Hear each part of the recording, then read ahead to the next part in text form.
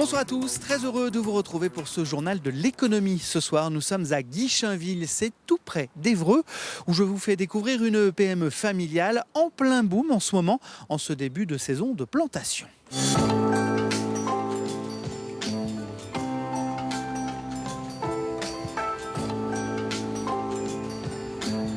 La famille Favennec a quitté l'agriculture pour se lancer dans une activité de pépinière en 1974. Elle a ensuite créé une jardinerie en 1985. Cette jardinerie a été agrandie à plusieurs reprises. Aujourd'hui, elle emploie 45 personnes sur le site de Guichainville.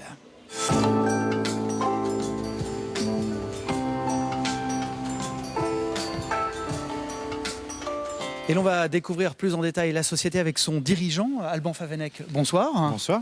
Alors, je le disais à l'instant, c'est une activité très saisonnière. C'est une activité d'automne d'abord, puisque les plantations traditionnellement se font en automne, en octobre, novembre, décembre s'il ne gèle pas, avant les premières gelées. Et puis sinon, on commence la plantation de loisirs pour les fleurs et le potager en mars, avril et mai.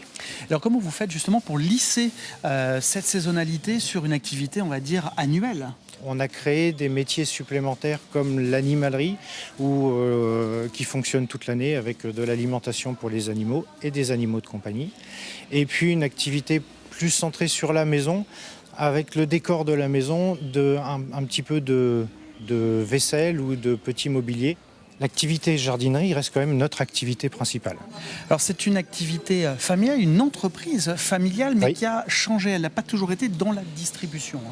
L'origine, c'est un métier agricole. L'exploitation familiale n'était pas de taille suffisante pour faire vivre une famille. Donc elle a été transformée en pépinière de production avec une entreprise d'espaces verts, concevoir et planter des jardins. Et puis ensuite, c'est devenu une entreprise de distribution. Elle s'est adaptée à son marché. Et cette entreprise de distribution est née à Nétreville, dans un quartier d'Évreux, et a déménagé ici à Guichainville, toujours à côté d'Évreux, en 2009.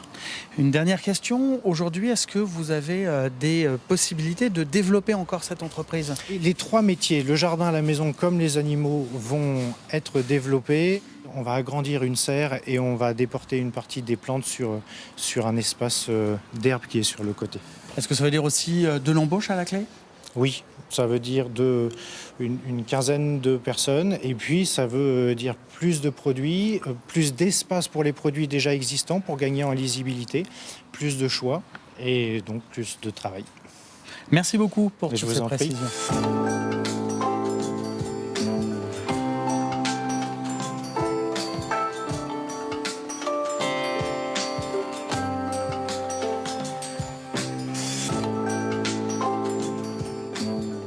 Voici à présent au cœur de l'animalerie. Philippe Cornu, est-ce que c'est un secteur important dans le métier de jardinerie ?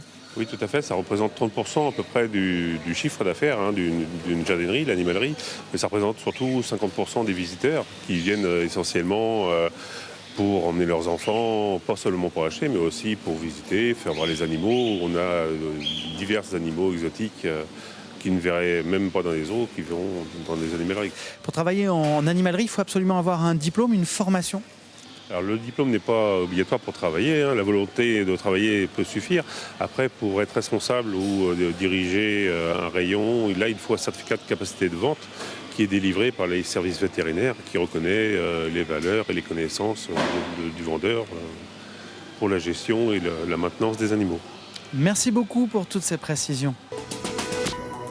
L'heure est venue de faire le point sur le reste de l'actualité économique dans notre région, sans oublier l'offre d'emploi de la semaine. Les brèves de l'écho, c'est parti.